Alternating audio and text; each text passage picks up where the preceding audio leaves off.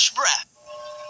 Francis Leo Marcos aka Boy Sondrox or tinatawag nilang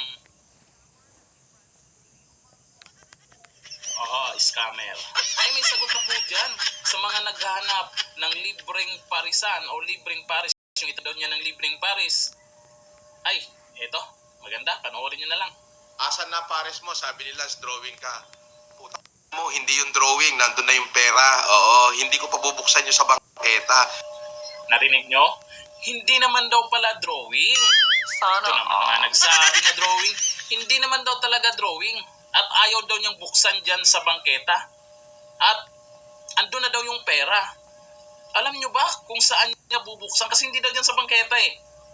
Ako may idea ako. Kasi sabi niya nandun na yung pera. Nakita ko kasi isang beses nag-live siya. Pumunta siya doon sa isang lugar, dala-dala yung pera. Ay, alam ko na. Sa casino. Oo, dala niya yung pera sa casino. Eh, hindi daw sa bangketa siya magtatayo ng libreng parisan. Doon siya magtatayo ng parisan. Sa casino. Sus talaga. Hindi nyo nag-gets agad. Naghintay tayo dyan. Sabay sa Pasay, ang daming casino dyan.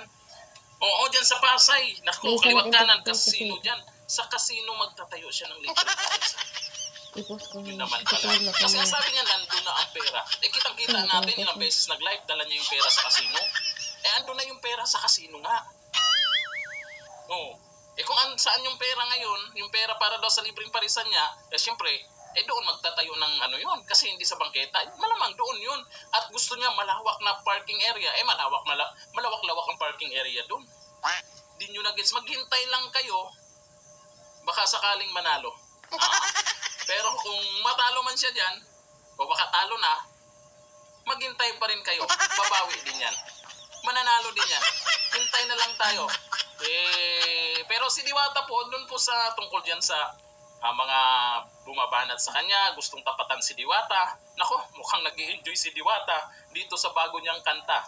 Ito. Diwata, mula ko'y tawagin ang mga bashers na bibigyan sa akin. Ayaw maawat, paano ko bibigin ang mga taong sabik laging kumain. Diwata pares, ayaw pagkasikatan ang mga... Diba? Dinaan na lang sa malupitang kanta ni Diwata. Yung mga bashers niya na ang iba nanahimik na. Pero itong si Boy Sondrox, pilit pa rin. Huwag mo nang pilitin yung libreng paris mo, Boy Sondrox. Oo. Kawawa ka na lang. Kawawa din yung mga tanga mong supporters na naghihintay. Kawawa din po yung mga nag-ambag sa yung mga OFW para maipatayo lang yung libreng parisan. Pero, sige, at least alam na namin na dyan sa casino namin abangan, itatayo yung parisan mo. Talaga naman. Alam nyo na, mga naghihintay ha, at least, alam nyo na kung saan itatayo yung libreng parisan.